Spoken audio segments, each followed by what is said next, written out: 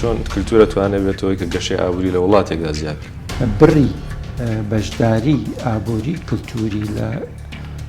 کۆی بەرهەمی ناوخۆی جیهانی کە پێڵێن GDP 2.25 تریلیۆن دۆلار بووە ساڵانە. پەیوەندێکی تونند و تۆڵ هەیە لە نێوان کللتور و ئابووریدا. لە نانی بەیانیتەوە کاڵاو بەرهەمی کللتوری تێدایە تا ئەو کاتەی ئەخرێت. کەو باڵندەیەکی کللتوریەمە ئەتوانی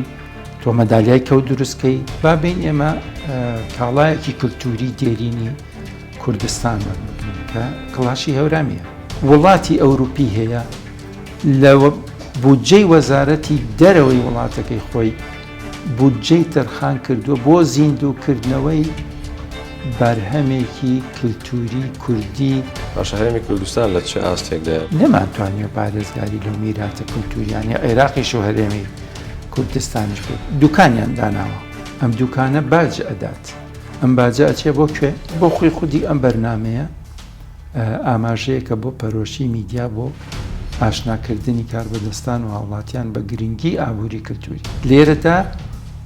ئیشی ئێمە وەکو هاوڵاتی چییە بۆ ئەوەی ئابووری کللتوریمان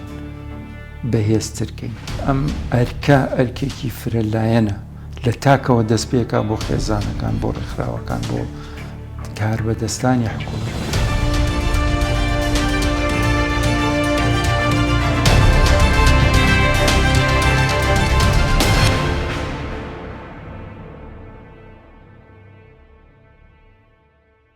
سڵاوتان لێبێم کاتتان باش خۆشحاڵم جارێکتر بە دیدارتان شاد دەبمەوە. بەرنامەیەکی نوێی دیداری ئێستاتان پێشکەش دەکەین. ئەم بەرنامەی ئەم جارەمان تایبەتە بە پەیوەندی نێوان کللتور و ئابووری. هەڵبەت تاوەکو دێت گەشەی ئابووری لە جیهاندا فرەلایەن دەبێت. هەڵبەت ئەو هۆکارانەشی کە پەیوەستن بە ئابووریەوە یاخود پەیوەستن بە کللتور و دەستکەوتنی داهاتەوە بە هەمان شێوە فرەلایەنترە بن. بە نمونە لە وڵاتێکی وەکو کۆریای باشووردا جلوبەرگی نەتەوەی خۆیان جلوبەرگی کللتوری خۆیان ئەکەن بە ئامڕازێک بۆ ئەوەی داهاتی ناوخۆیان زیاد بکەین. دەمانێت لەم بەرنامەیەدا سەرنج بخێنە سەر ئەو خاڵی کە ئایا لە هەرێمی کوردستان و لاشوار پارچەی کوردستان بە شێوەیەکی گشتی گرنگی بەم باسە دراوە کە کللتور بکرێتە بناغەیەک بۆ دەستکەوتنی داهات و گەشەی تاک و گەشەی ناوخۆ لە ڕووی داهاتەوە. بۆمە بەسەر میوانداری زۆر بەڕێز مامۆستا جەمیل عەلیەکەین ماستەر لە بابەتی ئابووریە. مامۆستایان زۆر زۆر بەخێر بێت. گیانە خۆش بێت. زۆر سپاس. زۆر بەخێر بێت. با پێشەکی لەوە دەست پێ بکەین جیاوازیەک بەمانکە خودت پێمان بڵێ هیچ پەیوەندیەک هەیە لە بەینی کللتور و ئابووریە؟ زۆر سپاس بۆم دەرفەتە کە بەڕاستی لە کاتێکی گونجاوەیە چونکە مانگی ئادار و نیسان لە هەرێمی کوردستان بابەتگەلی کللتوری زۆر لەخۆ ئەگرێ. هەروەها لە ڕووی ئاینیشەوە جەژنی ڕەمەزان و جەژنی قوربانیش دوو پێکهاتەی کللتوری ئاینی نەتەوەکەمانە. بەڵێ بێگومان پەیوەندێکی تونند و تۆڵ هەیە لە نێوان کللتور و ئابووریدا. من بۆیە وشەی کللتورم پێش ئابووری خست. ئەگەر بین کللتور پێناسە بکەین، کللتور بابەتێکی مرۆڤکردە کۆکراوەیەکە لە بیر و باوەڕ، ڕەفتار، دابوونەریت، بیرکردنەوە، شێوازی ژیان، جلوبەرگ، شوناسی زمانەوانی، شوناسی نەژادی و نەتەوەیی، پەیوەست بە جوگرافیایەکی دیاریکراو بە گروپێکی مرۆیی دیاریکراو. ئابووریش ئەگەر پێناسەکەی بکەین لە زمانێکی سادە بریتیە لەو زانستی کە دەکۆڵێتەوە لە چوار قۆناغی گرنگ لە کۆمەلگادا کە بریتیە لە بەرهەمهێنان، لە ئاڵوگۆڕ، لە دابەشکردن، لە بەکاربردن، لەگەڵ شێوازی دانانی نرخ بۆ ئەو کاڵا و خزمەت گوزاریانەی کە لەو پێگە جوگرافیەیە لەناو ئەو کۆمەڵە مرۆیەدا بەرهەم دێت. جا ئەگەر تۆ پێناسەی کللتور و ئابووری بەراورد بکەی بە یەکتری، ئەو کاتە ئەزانی کە زۆر پەیوەندێکی تونند و تۆڵ پەیدا بووە لە ڕووی مێژوویەوە. کاتە بەراوردەکان ڕاستەوانێ بێگومان هەتاکو کللتور تۆکمەتر بێ، درێژخایەنتر بێ، فرە بەهاتر بێ، واتە هەم شوناسی نەتەوەیی لەخۆ بگرێ، مۆرکی جیاکەرەوەی نەژادی و نەتەوەی لە خۆ بگرێ داهێنانەکانی پەیوەست بە کللتور لە ڕووی هوەر و موزیک و گۆرانی و فیلم و سینەما و اینجا شعر و ئەفسانە و چیرۆک و ڕۆمان ئەمانە هەمووی وا ئەکا کە تۆ لە ڕووی ئابوووریەوە چانسێکی بەهێزتر هەبێ بۆ دەستخستنی داهات چ لەسەر ئاستی تاکە کەس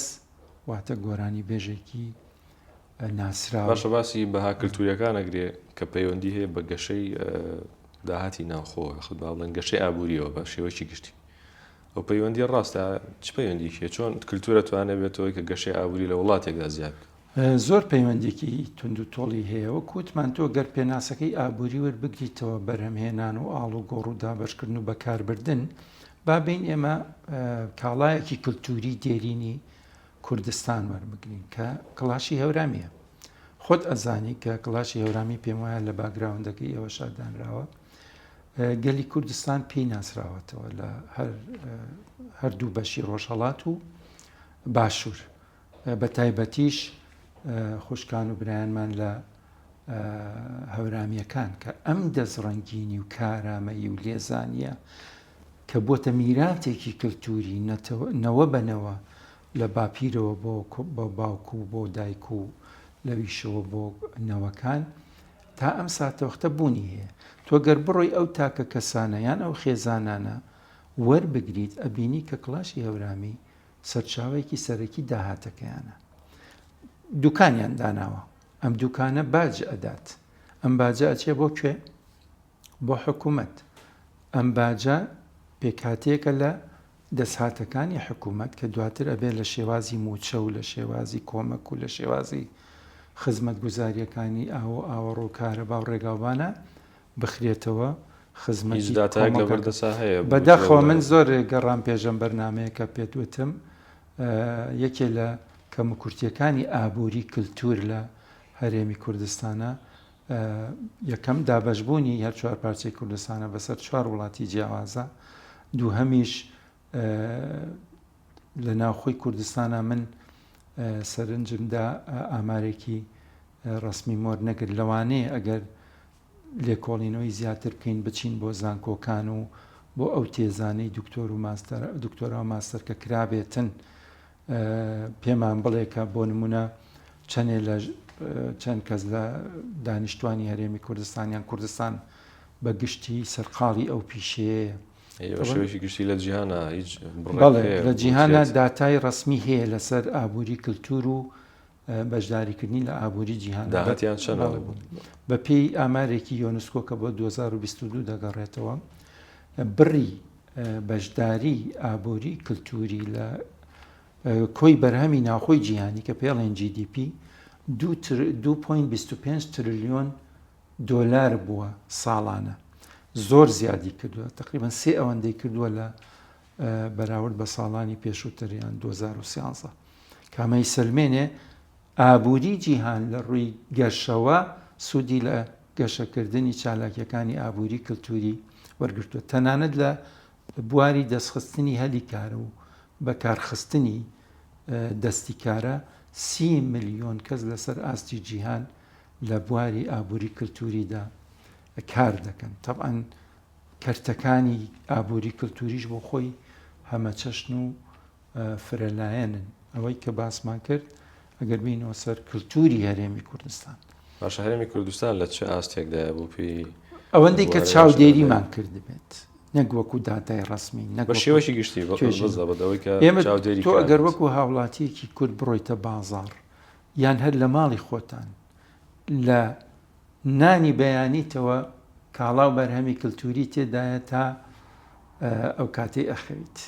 بۆ نمونە هەر لە ماستاوی پڕ لە قەزوان و لە قەیماق و لە کەرەی کوردی و لە پەنیری کوردەواری و لە نانی تیری و نانی هەورامی و کولێری تەنور و ئەمانە مۆرکی کللتوریان هەیە ئەم کاڵایە کللتوریانە کە هەم لە ڕووی تامەوە هەم لە ڕووی شێوەوە هەم لە ڕووی پێکهاتەوە تایبەتمەندیەکی تەواوی هەیە لە کوردستانە وا ئەکا زۆر لە خێزانەکان هۆگری ئەم کاڵا و بەرهەمە کللتوریانە بن داهاتی لەسەر پارەی لەسەر خەرجکەن کە ئەم پارەیە کە تۆی بەکاربەر خەرجیەکەیت ئەبێ بە داهات بۆ بەرهەمهێن تا چەنێ خواست لەسەر بەرهەمەکانی ئەوان زیادکە بەرهەمی ئەوانیش ڕوو لە زیابوونە بێ ئەگەر بێت و نرخ جێگیر بێت چانسی قازانجێکی زۆرتریانە بێت لێرەدا ئیشی ئێمە وەکو هاوڵاتی چییە بۆ ئەوەی ئابووری کللتوریمان بەهێزترکەین ئەم بابەتە بابەتێکە فرەلایەنەوەتە تاک ئەگرێتەوە خێزانەکان ئەگرێتەوە دەستگا و دامەزراوە میدیاییەکان ئەگرێتەوە حکوومەت خۆی ئەگرێتەوە ینی پەیوەست نییە بەلایەنێکەوە بڵێ هاوڵاتی یاخود حکوومەت ئەتوانین بڵین هەموو کەسێ کە زیندوو بێت و لە ژیان نابێ ئەو چالاکیانە ئەیگرێتەوە بۆ نمونەگە ڕۆڵی میدیا وەربگرین ئێوە دەستگایەکی وەکو ئێوە هەر بۆ خۆی خودی ئەم بەرنمەیە ئاماژەیەکە بۆ پەرۆشی میدیا بۆ ئاشناکردنی کاربەدەستان و هاوڵاتیان بە گرنگی ئابووری کللتوری بۆ نمونە هونەرمەندێکی بەڕێزی وەکو عەدنانکەری لەوانەیە خۆی بەتەنیا نەتوانێت ئەلبومەکانی بەرهەم بێنێت لێرەدا کۆمپانیا حکوومەت ڕێکخراوەکان پایتەختی ڕۆشنبیری شاری سلێمانی ئەتوانن دەستگیرۆیی بکەن بۆەوەی بەرهەمێکی کللتوری بخاتە بازاڕەوە کە لەوانەیە بە نرخێکی کەم بە منی گوێگر بفرۆشرێت داهاتێکی کەمی پێبەم داهاتێکی زیاتر بم بە بەرهەمێکی تری کللتوری بۆ نە جلوبەرگ خۆزانی جلوبەرگ تێچوونی ئەگۆڕێ ئەگەر تۆ خۆت بیەی بە دوورین بێگومان داهاتێکی زۆرترێ وەک لە بەحازری ئاماژەم پێکرد و بابەتی ئەوەی کە سەرنجی منە ڕاگەشە بابەتی کۆرەی باشوورەوە ڕاستی جلوبەرگی نەتەوەی خۆیان مشێوەیەکی کللتوری لەو شوێنانی کە وەکو مۆزەخانان بنمونە و کۆشکانێک کە هەیەە یاخۆدە و شوێنانی کە پێشتر حکومڕانەکانی پێشتوری دەسەڵاتداری و ناوچەی لێوە بەشێوەی جلی فۆلکلۆر و کوردی کللتوری خۆیان جلیان پێدەفرۆشن و چۆمەڵێ بە شێوازی کرێ و دواتر دەچن سەردانی و شوێنە دەگەن هیچ شوێنێکمان هەیە بۆن لە هەرێمی کوردستان بتوانێت سوود لەو بیرۆکەی وەربگرێت و بە هەمان شێوە داهاتێک پیا بکات من ئەوەندەی کە بزانم خۆشببختانە لە هەرێمی کوردستان ئێستا بایەخێکی زۆر ئەدرێ بە جلوبەرگی کوردەواری چ لەسەر ئاستی دەستگا و دامەزراوە میدیاییەکان چ لەسەر ئاستی وەزارەت و دەستگا حکومیەکانیش بۆ نمونە تەرخانکردنی ڕۆژی جلی کوردی ئەمە بۆ خۆی لە کارێکی باشی حکومڕانیە بۆ ئاشناکردنی خەڵک بە و نەریتە و خەرجکردنی داهات لەسەر ئەو کاڵا کللتوریەکە جلوبەرگی کوردەواری زۆر ڕەهەندی کللتوری هەیە هەر لە پوزەوانەوە لە دەسماڵەوە لە سەر و کڵاوە لە کوڵە باڵەوە و لە ڕانک و چۆغە و شاڵ و شێوازە جیاوازەکان کە تەنانەت ئێستا ژیری دەستکردیش خۆشببختانە ئەو وردەکاریانەی لە جیاکاریکردنی ناوچەی و شێوەزار و دیالێکت و بۆ نمونە لە باکووری کوردستان چه جۆرە جلوبەرگێکە لە ڕۆژهەڵات لە بۆ نمونە یارسانەکان یاخود هەورامیەکانیان ئەوانەی لە مکریانن لە سنن لە سلێمانین شێوازی ینی وردەکاری چۆتە ناو ژیری دەستکردیشەوە کە ئەگەر تۆ گەڕانێ بکەی لەسەر بابەتێکی کللتوری کوردستان بۆ نمونە بتوێ بەرهەمێکی میدیایی فیچەرێکی لەسەر کراس من بۆ خۆم گەڕاوم هەر وشەی کراسی بەکارهێناوە ئەو ئەپلیکیشنە بوردەکاری زۆر سەرنجڕاکێشی پێداوم لە کەشایانی ئەوەیە میدیاکارێکی وەکو بەڕێستانیان هەر ئارەزومەندێکی میدیایی فیچەرێکی جوانی لەسەر دروستکە بە کەلتوریێکی هەمە ڕەنگمانێ جا ئەم لە هەرێمی کوردستانە جلوبەرگی کوردەواری ژنانش و پیاوانەش بایەخی پێدێ بەڵام ئایا لەسەر ئاستی حکومی من دەستگایەک شک بەرم ئەو کارە بکات لەوانەیە نەتوانم وەکو پێویست وەڵام بەمۆچداریش پێشنیاری کرا بۆ دەستگایەکە بێت ڕاستەکەی هەبوو بۆ نمونە مۆزەخانەی ئەتنۆگرافی هەبوو لە شاری سلێمانی کە سەر بە زانکۆی سلێمانیە ئێستا مەڵبەندی کوردۆلۆجی زانکۆی سلێمانیمان هەیە کە لە پلانیدایە ئەو مۆزەخانەی تایبەت یاخود گەلەری تایبەت بە بوارەکانی کللتوری کوردی و کەلەپوری کوردی دابنێت لە مۆزەخانەی سلێمانی نازام ئایا ئەو بەشانەی کە لەوێ هەیە تا چەند ئەم ڕەهەندەی لە خۆگرتوۆیان وەزارەتی ڕۆشنبیری ئایا بوارێکی لە بابەت بەڵام ئەتوانین ئێمە ئەو ئەزمموی کۆریای باشوور سوود لێوەرگین ئەزمموی کۆماری ملی چین کە شارگەلی گەورەی هەیە بە ناوی بۆ نمونە شاری قەدەغەکراو کە هی سەردەمی ئیمپراتۆریەتەکانی کۆماری سەرزەمینی چین بۆ پێشەوەی لە وڵاتانی دراوسێژ بە هەمان شێوە لە وڵاتانی دراوسێژ هەیە سەعەد ئابادی چۆن لە ئێران کۆشکەکانی شا هەروەکو خۆی ماون ساڵانە خەڵک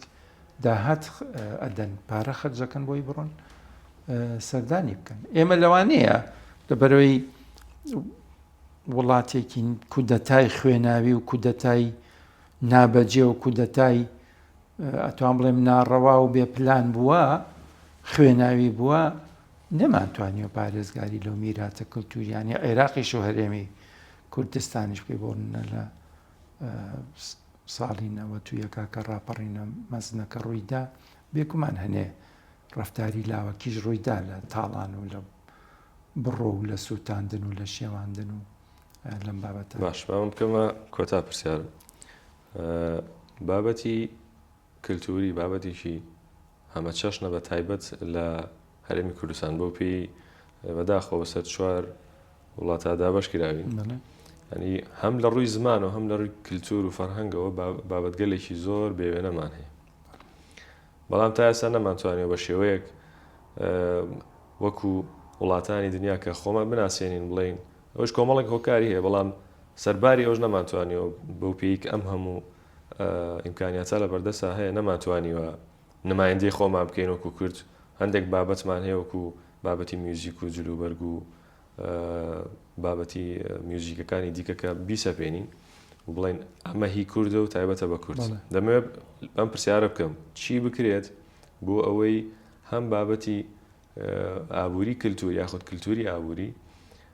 پەرەی پێ بدرێ و بتوانین ئیش لەسەر ئەوە بکەین کە بیکەینە دەستکەوت و داهاتێک و زیاتر گەشە بکات وەکو پێشتر باسمان کرد ئەم ئەرکە ئەرکێکی فرەلایەنە لە تاکەوە دەست پێکا بۆ خێزانەکان بۆ ڕێکخراوەکان بۆ کار بەدەستانی حکومی بۆ نمونە من لێپرسراوی کوردپەروەری کوردی ئەم شارە ئەناسم کە بۆ نمونە لە شوێنی کارەکەیدا گەلەریەکی کوردانەی ساز کردووە کە کاتێ ئەڕوا بۆ دەرەوەی وڵات کە کاتێ میوانی دێت بەرهەم و کاڵای کللتوری ئامادە هەیە کە کڕیوێتی کە پارەی خەس کردو کە بووە بە داهات بۆ هونەرمەندێ شێوەکارێ نیگارکێشێ خانمێکی دەستڕەنگین من بۆ خۆم لێرا پێم خۆشە ئاماژە بکەم بە پایە ستۆدیۆ لە گردی سەرچنار کە من گەنجێکم ناسی لەوێ کە ژێر پیاڵە یان ژێر کووپ ئەوەی لەسەر تەپڵەک و مێزدانەی بۆی کوپی بخەیتە سەر 8 بەرهەمی کللتوری کردووە بە 2 سێتی چواردانەی کلاشی هەورامی تایە کۆڵۆباڵی تایە تەشی تایە قەزوانی تایە نێرگزی تایە حەتۆکەی تایە من کە کاتێک داهاتێکم هەبێت کە میوانێکی ئازیزم بێت ئەچم لەوەی بۆ ئەکڕمەمە وەکو تاک بۆ ئەوەی ئەو نیگار کێشە ئەو هونەرمەندە ئەو کاڵا بەرهەمە کولتوریە جوانەی لەویان نەبێ بە بێفرۆشتن اینجا بابین لەسەر لە دەرەوەی تاک و خێزانەکان یینە سەر ڕێکخرا و دەستگا و دامەزراوە حکومی و تایبەتەکان بەڕاستی زۆر گرنگە لێپرسراوی کورد کار بەدەستی کورد کە خاوەنی موچەی بەرزی خۆیەتی بەشێک لەو موچەی تەرخانکە بۆ نمایندەکردنی کە وەکو تۆتن بۆ کڕینی ئەو کاڵا و بەرهەمە کللتوریانە ئامادە باش بێ کە میوانێکی دێت کە سەردانێکە کات بیدات بە ئەو میوانە نەچکەوە نەریتێکی نێو دەوڵەتی و جیهانی کۆنە کاتێکە پادشاکان ڕۆشن بۆ لای یەک لە چاینا پاندا بەخشن وەکو مۆرکێکی نەتەوەی خۆیان وڵاتانێکە لە ڕووی دیبلۆماسی و بیانێت ئێمە کەو مەسەلەن کەو باڵندەیەکی کللتوری ئێمەیە ئەتوانی تۆ مەدالیای کەو دروستکەی قەفەسی کەو خەڵک دروستیەکە کەو لە ماڵەوە ڕائەگرێ وەکو باڵندەیەکی هاودەم و هاو ماڵ خۆشکەر بەدەر لە خواردن و لە بابەتەکانی تر ینی مەبەستمەوەیە تۆ چەندێک بتانی چالاکی ئابوووریەکانی بەرەمهێنان و ئاڵوگۆڕ و دابەشکردن و بەکاربەر و نرخدانان پەرە پێبەی ئەوەندەش ئەتوانی بیر لە بە ئابووریکردنی کاڵا بەرهەمە کللتوریەکانی خۆت بکەیتەوە بۆ نمونە کۆرسی تایبەت بە ناساندنی بەرهەمە کللتوریەکان بکەیتەوە کە میدیاکاریان ئارەزوومەند بە داهاتێکی ڕەمزی سیمبۆلیک بێت بەشداری خولەکەت بکە یاخود بین ئێمە دەستگیرۆیی هونەرمەندان بکەین بڕوات هەبێ وڵاتی ئەوروپی هەیە لە بودجەی وەزارەتی دەرەوەی وڵاتەکەی خۆی بودجەی تەرخان کردووە بۆ زیندووکردنەوەی بەرهەمێکی کللتوری کوردی کە خوێندکارێکی دکتۆرای نەمسایی وەختی خۆی کە هاتۆ بۆ دکتۆرا خوێندن لە باکووری کوردستان لەسەر گرۆپ و خێزانە کۆچەریەکان بە ناوی زۆزانەوە تقریبا 25,000 وێنەی فۆتۆگرافی و 9 کاتژمێر تۆماری ڤیددیۆی وەزارەتی دەرەوەی نەمسا ئەکادیمیست و پسپۆڕی بەکرێ گرتووە بۆی لەگەڵ هونەرمەندە کارامەکانی خۆمان لەم سلێمانی یا لەو کارگەی کللتورە بیکەن بە پرۆژەیەک و کە پرۆژێکی زۆر جوان و سەرنجڕاست. زۆر بەڕێز مامۆستا جەمیعەلی ماستەر لە بوریە زۆر سپاس. زۆر سپاستانەکەم خۆشحاڵم. میدانی بەڕێز دیداری ئێستان پێشکەشکردن ئاسوودە.